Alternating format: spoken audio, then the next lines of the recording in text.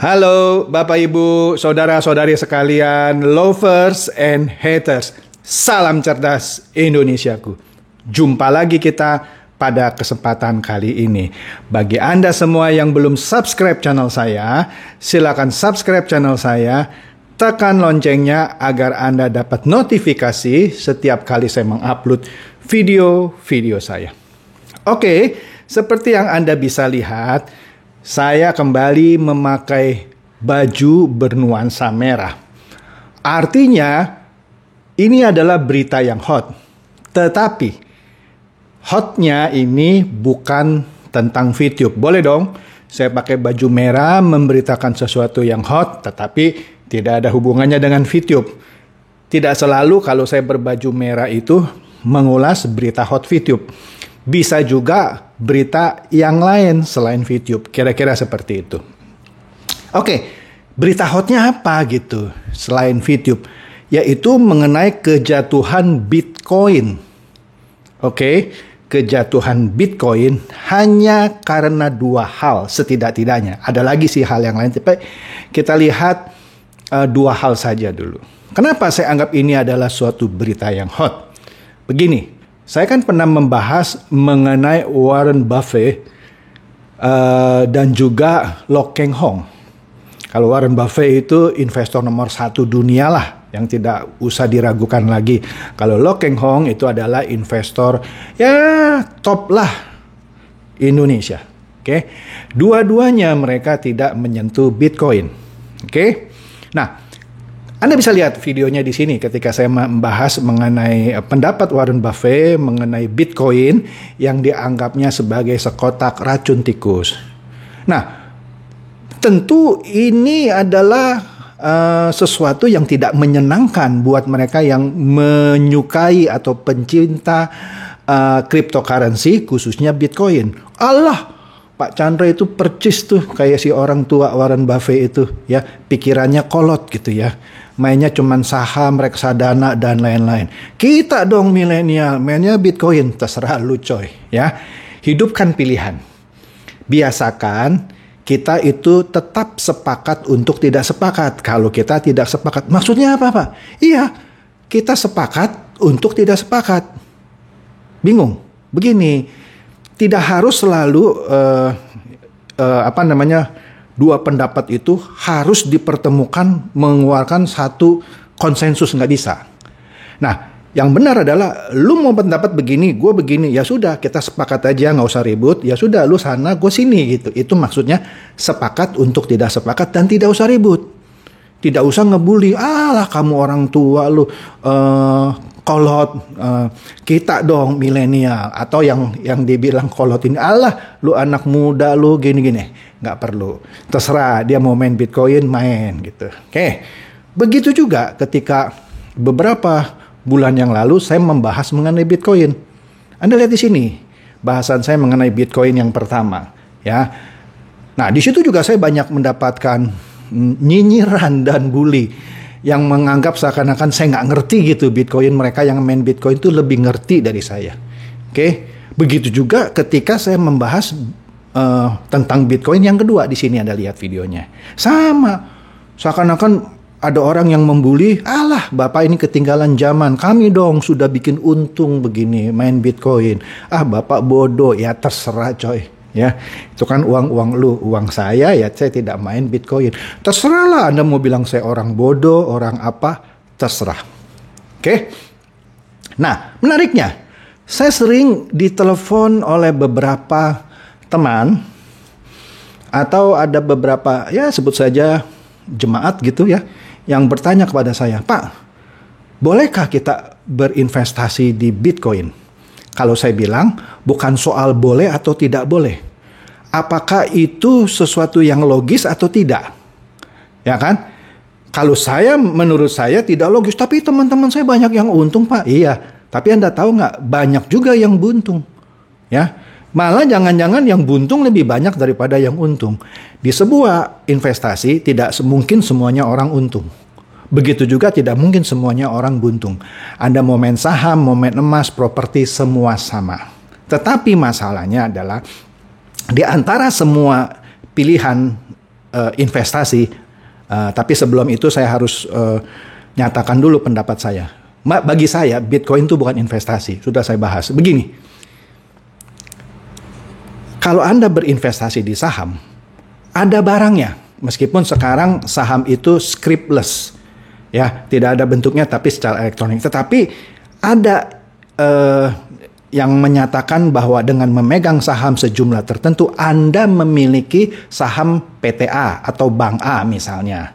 Begitu juga kalau properti, ya kan? Anda bisa pegang sertifikatnya, bahkan tanahnya Anda bisa lihat. Atau Anda beli emas, fisiknya Anda bisa simpan misalnya, oke? Nah, tetapi yang namanya Bitcoin atau koin kripto lainnya seperti di video-video saya sudah saya jelaskan, itu mata uang angin. Oke? Tidak ada bentuk fisiknya. Kalaupun ada gambar koin dengan logo B misalnya, itu cuman ilustrasi. Bukan itu yang Anda beli. Jadi apa Pak Bitcoin? Ya, Anda nonton dong video saya. Ya. Jadi nilai Bitcoin itu ditentukan oleh kesepakatan di antara komunitas yang mengakuinya.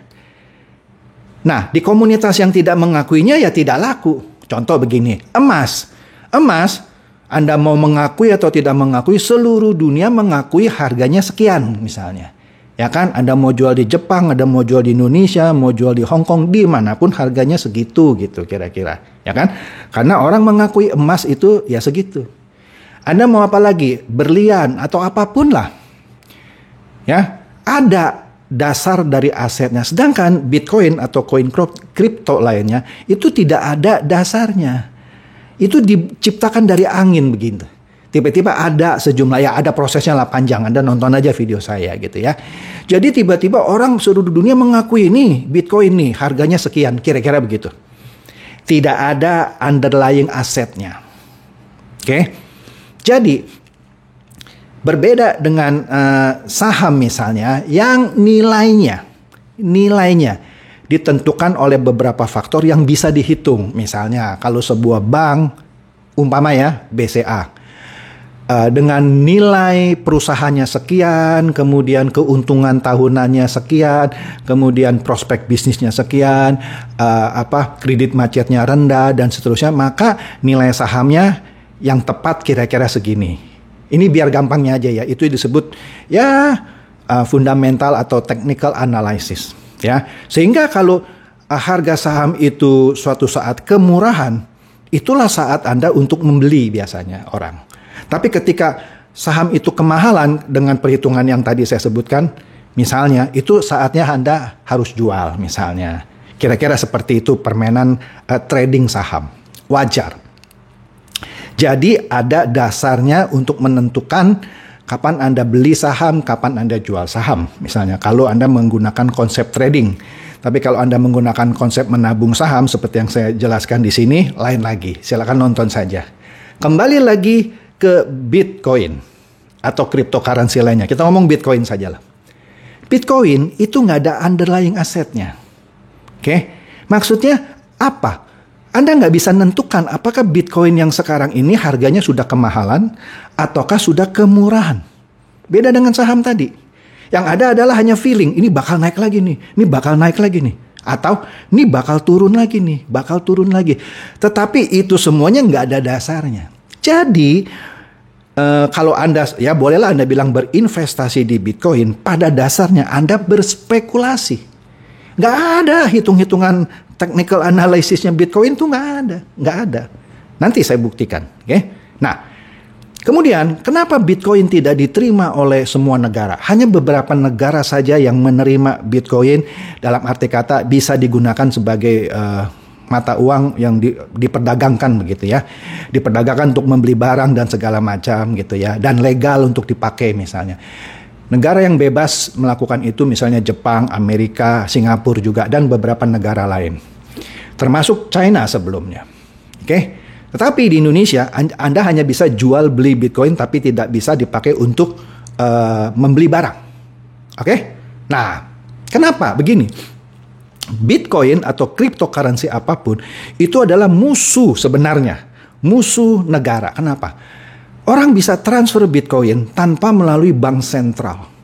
Maksudnya apa, Pak? Begini, kalau Anda transfer uang dari Indonesia, atau bilang aja Anda dari Amerika, Anda kirim ke Indonesia, itu akan tercatat di bank sentralnya Amerika dan bank sentralnya Indonesia, yaitu BI. Nah, kemudian BI bisa melacak atau Bank Sentral Amerika bisa melacak Anda kirim uang itu dari Amerika ke siapa. Sehingga nanti mereka berdasarkan transaksi ini, dia bisa menganalisa. Kira-kira begitu lah ya, biar gampangnya. Ini uang untuk bisnis apa jangan-jangan untuk terorisme. Oke? Jadi, transfer US dollar, apa euro atau apapun dari suatu negara ke negara lain diketahui oleh bank sentral. Sedangkan konsep cryptocurrency manapun memungkinkan orang transfer dari satu negara ke negara lain, Bitcoin dalam hal ini, tanpa tercatat oleh bank sentral. Oleh karena ini ancaman bagi bank sentral masing-masing negara. Oke, itu saya sudah jelaskan di video-video saya. Nah, oleh karena itu tidak heran sekarang di setiap negara mau membuat kriptonya masing-masing, yang mana tetap dikontrol oleh bank sentral. Kripto yang sekarang itu liar, itu bisa ditransaksikan tanpa terdeteksi oleh bank sentral. Kira-kira seperti demikian. Walaupun terakhir-terakhir ini sudah ada pengetatan, ada sedikit catatan, ya itu tidak 100% lah. Tapi intinya cryptocurrency itu memungkinkan orang mentransfer uang itu tanpa campur tangan sentral, dalam hal ini bank sentral. Kira-kira seperti itu. Oleh karena itu, Bitcoin bisa dipakai untuk maksud terorisme, membiayai terorisme. Oke? Tapi kita nggak masuk sana dulu ya. Kita lihat yang lagi hot ini apa. Kenapa saya pakai baju merah? Begini. Sekitar kalau tidak salah sebulan lalu lah, saya tepatnya tanggal berapa, ada orang memberikan komen di artikel saya yang Bitcoin yang sudah beberapa bulan. Tuh Pak, sekarang Bitcoin bisa beli mobil yang sekitar 800 juta. Atau dengan kata lain maksudnya satu Bitcoin sudah 800 jutaan. Betul sih, betul. Pada beberapa waktu yang lalu. Cuman Anda mau tahu sekarang Bitcoin harganya berapa? Hancur. Minus kira-kira 40%. Nah, kenapa bisa minus? Nah, artinya kalau sampai minus, orang yang beli Bitcoin yang waktu itu di 800 jutaan, sekarang nilainya cuma 400 juta lebih. 400 juta lebih. Hilangkan uangnya. Oh tenang Pak, sebentar lagi naik lagi. Anda tahu dari mana? Anda tahu dari mana Bitcoin akan naik lagi? Bisa turun lagi, iya. Karena saya bilang tadi, berbeda dengan saham yang Anda bisa hitung gitu ya. Saham ini sedang kemahalan atau kemurahan. Sehingga Anda bisa memutuskan dengan secara saintifik dengan menggunakan data-data untuk memutuskan. Oh ini udah benar-benar kemurahan, beli misalnya. Oh ini sudah kemahalan ini, ada yang menggoreng nih, kira-kira begitu ya, jual. Karena dia akan turun lagi nanti, kira-kira begitu. Bitcoin tidak ada indikasinya. Tidak ada. Nah, di sini kita langsung masuk ya. Di sini kalau Anda lihat berita di CNBC Indonesia, dikatakan, Anda lihat judul beritanya, pencipta kripto ada kabar buruk, Bitcoin CS dari Xi Jinping. Xi Jinping ini adalah presiden China, baru-baru ini, ya kan, dia melarang lembaga keuangan dan perusahaan pembiayaan untuk menyediakan layanan yang terkait dengan transaksi mata uang kripto. Jadi sekarang menjadi barang haram di China. Dan Presiden Xi ini mengatakan, bahkan memperingati investor agar tidak melakukan perdagangan mata uang kripto yang dianggap pemerintah spekulatif. Ya betul dong yang tadi saya jelaskan. Presiden Xi bilang spekulatif gitu. Pak, kan saham juga spekulatif. Lah itu kalau orang yang memperjualbelikan sahamnya secara spekulatif.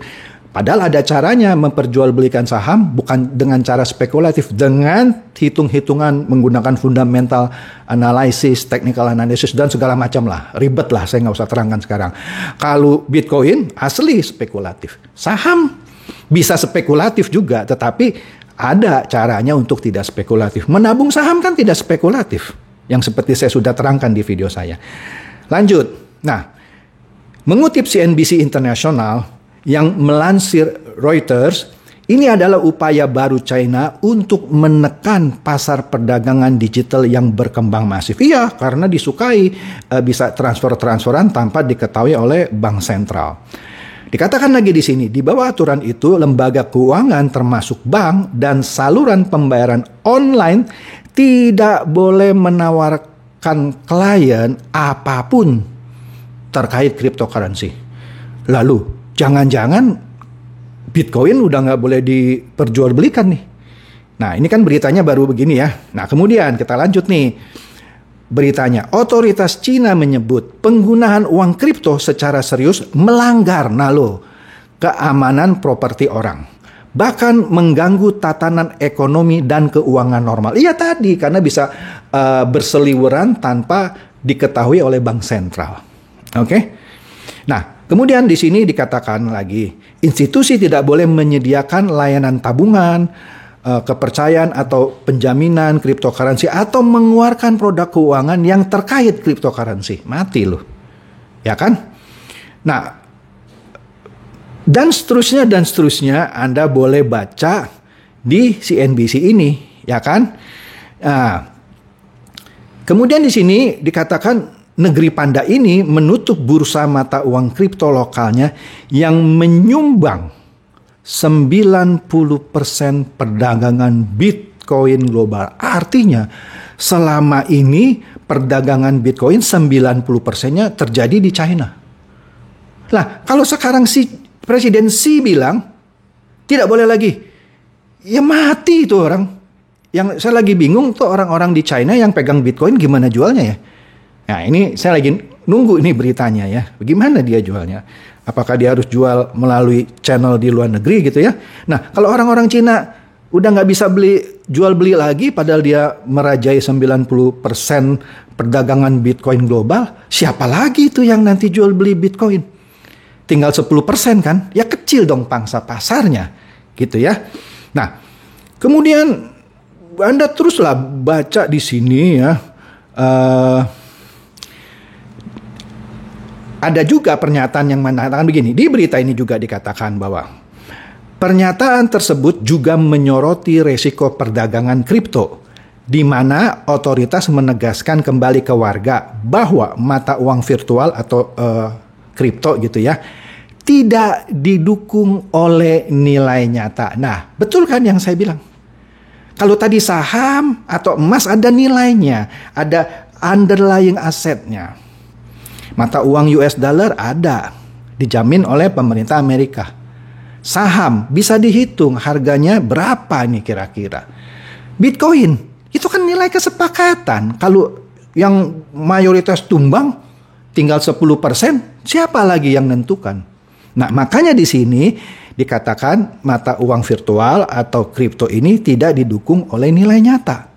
Harganya mudah dimanipulasi dan kontrak perdagangan tidak dilindungi hukum China.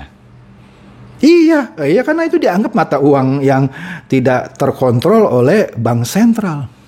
Oke. Nah, kemudian di Detik Finance Anda juga bisa lihat sini kira-kira beritanya sama. China larang bank transaksi Bitcoin CS. Sama. Nuansanya sama. Di sini diberitakan ya kira-kira sama. China melarang lembaga keuangan dan perusahaan pembayaran untuk menyediakan layanan transaksi mata uang kripto.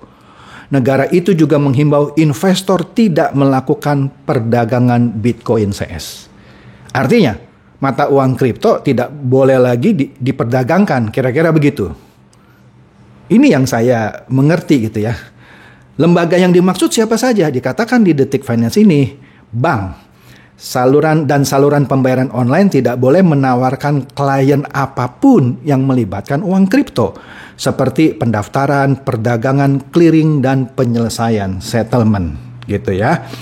Nah, di situ aturan itu disampaikan oleh 3 badan industri di China. Yang pertama, Asosiasi Keuangan Internet Nasional China. Ya karena kan perdagangan itu Bitcoin atau kripto lainnya menggunakan internet kan. Jadi disampaikan oleh 3 badan industri. Yang tadi pertama Asosiasi Keuangan Internet Nasional China. Kedua, Asosiasi Perbankan China. Dan Asosiasi Pembayaran dan Clearing China. Sudah tewas. Kira-kira begitu Nah, di sini dikatakan baru-baru ini harga mata uang kripto telah meroket dan anjlok. Dan perdagangan spekulatif mata uang kripto telah pulih katanya secara serius. Ya kan? Nah, Anda bisa baca di sini. Sebelumnya China juga pernah melarang pertukaran kripto, tetapi tidak melarang individu untuk memegang uang kripto. Itu pernah sebelumnya.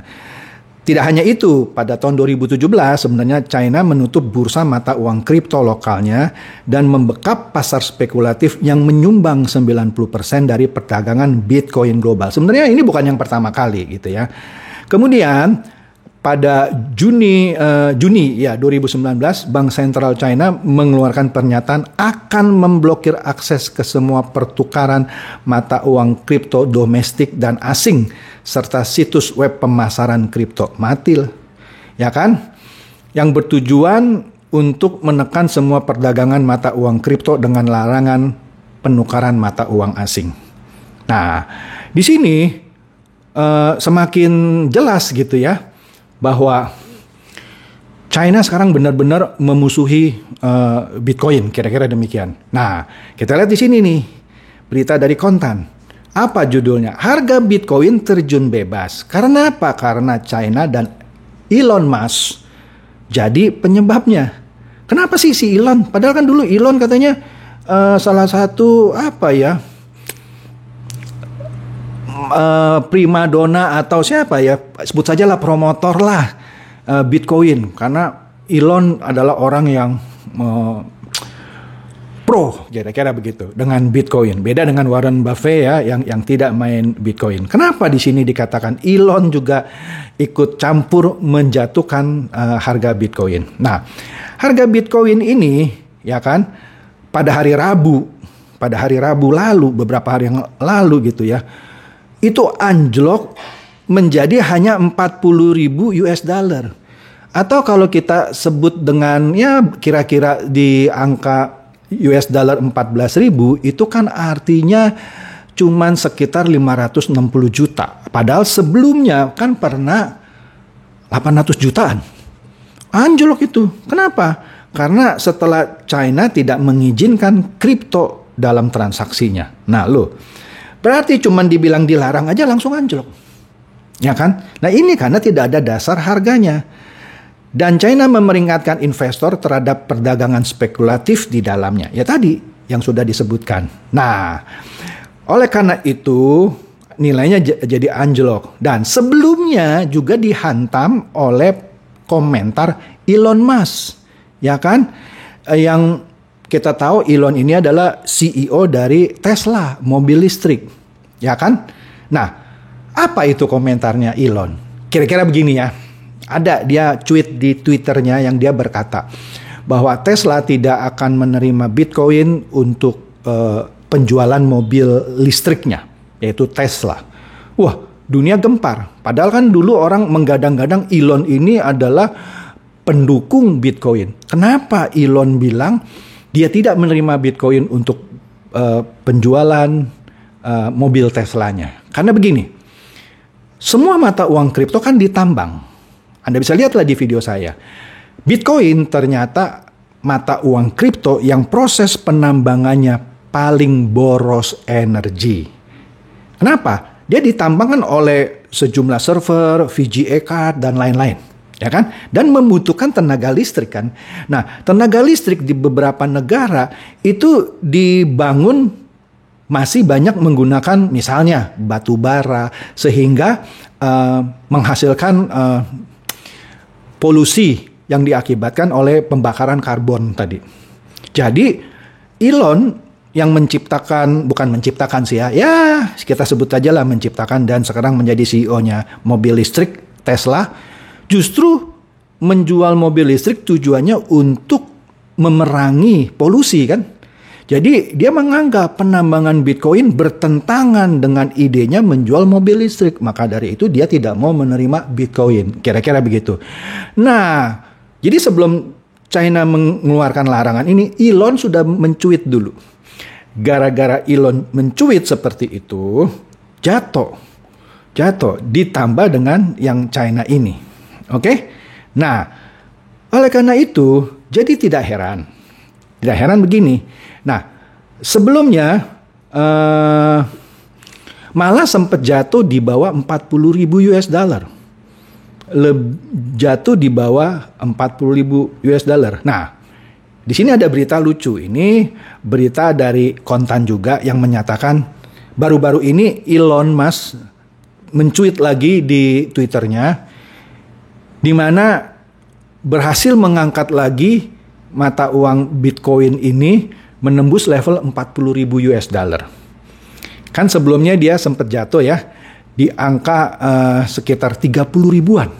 Kalau 30 ribuan kalau kita kali 14.000 itu kan cuma berapa?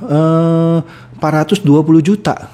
Berarti sempat anjlok hampir 50%. Nah, Elon cuman mencuit. Di sini dia sebenarnya tidak mendukung secara eksplisit. Dia cuman mencuit di Twitternya itu gambar berlian dan tangan yang diasumsikan sama orang-orang seakan-akan memberi sinyal Bitcoin itu layak dipertahankan. Kan lucu. Cuman gara-gara tweet ini dia kembali lagi ke 40.000. Sekarang pertanyaannya, apakah Anda perlu cuitan Elon Musk lagi supaya Bitcoin itu naik? Atau jangan-jangan ada satu toko atau bahkan Elon Musk lagi mencuit sesuatu yang Anda nggak tahu, harganya tambah jatuh. Anda bagaimana menentukan nilai Bitcoin yang seharusnya? Nggak bisa. Nggak bisa. Karena saya katakan, cryptocurrency manapun termasuk Bitcoin, nilainya adalah nilai kesepakatan. Yang tidak ada dasarnya yang Anda untuk menghitung. Jadi misalkan kalau sekarang gara-gara Elon Musk mencuit gambar diamond berlian gitu dan tangan katanya di sini sehingga menaikkan harga Bitcoin, apakah Anda mengharapkan Elon mencuit lagi sesuatu yang positif untuk Bitcoin? Anda kan nggak tahu. Bisa-bisa Elon atau mungkin ada toko lain yang kita nggak tahu, yang orang anggap itu pro Bitcoin tapi mencuit sesuatu yang negatif menyebabkan dia turun. Apakah Anda mau menaruh uang Anda ke suatu bentuk yang Anda sebut investasi tanda kutip yang ditentukan dari cuitan orang? Ya kalau Anda mau, monggo. Kan saya katakan tadi, biasakan sepakat untuk tidak sepakat. Kalau Anda tetap, itu urusan saya Pak, uang saya, bukan uang Bapak. Go ahead. Kalau saya tidak akan sentuh yang namanya kripto. Wah, Anda boleh bilang saya orang kolot, orang apa gitu ya. Terserah Anda coy. Ya, hidup ini pilihan. Kalau saya tidak suka uang kripto, Anda suka uang kripto, ya masing-masing aja. Ya, nggak usah berdebat. Tapi prinsipnya saya tidak akan sentuh. Karena saya tahu mata uang kripto apapun itu, baik sekarang yang kata lagi meroket gitu ya, sama aja, tidak ada dasarnya. Semuanya dari angin. Makanya nonton video saya Bitcoin 1 dan 2 tadi. Oke? Nah, terakhir. Nah, jadi ada dua faktor. Yang pertama Elon Musk ya yang menyatakan dia tidak lagi menjual Teslanya dengan dibayar Bitcoin gitu ya. Kemudian juga karena China yang memberlakukan pembatasan atau melarang penjualan mata uang kripto, dalam hal ini Bitcoin dan kawan-kawan gitu ya, sehingga jatuh gitu ya. Nah, kemudian di sini dikatakan lagi bahwa mata uang koin lainnya juga ikut anjlok seperti Ethereum gitu ya, Dogecoin, semua sempat anjlok. Oke? Nah, jadi kalau Anda bilang, Pak, yang penting cuan, Pak. Ya, terserah. Ya. Kalau Anda berinvestasi apapun Anda tubruk, yang penting cuan, mendingan Anda jual beli narkoba aja gitu. Kan bisa cuan juga. Ya, jadi kalau Anda investasinya cuman berdasarkan yang penting cuan Pak gitu ya. Ya terserah Anda juga gitu. Ya, kalau saya tidak akan melakukan investasi dengan jargon yang penting cuan gitu. Ya kan?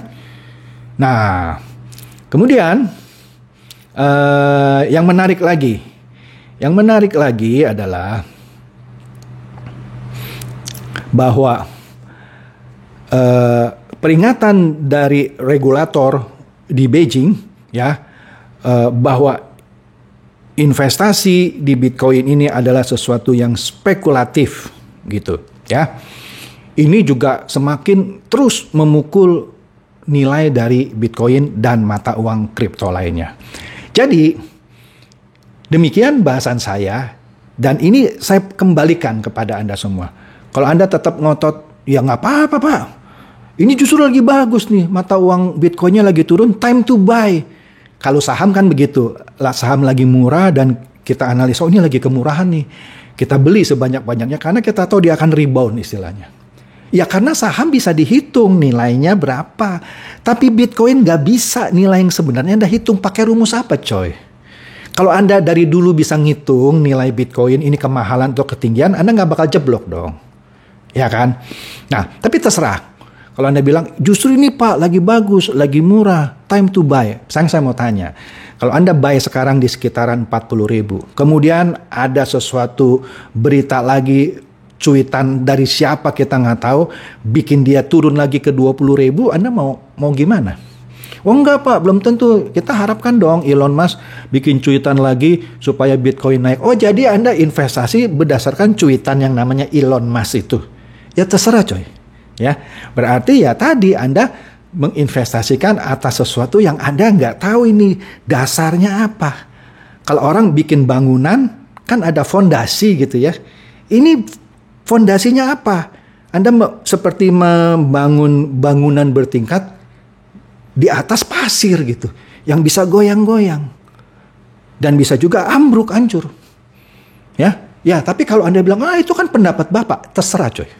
Ya, pendapat lu apa? Begitu. Ya lu jalanin aja. Uang lu kan. Iya.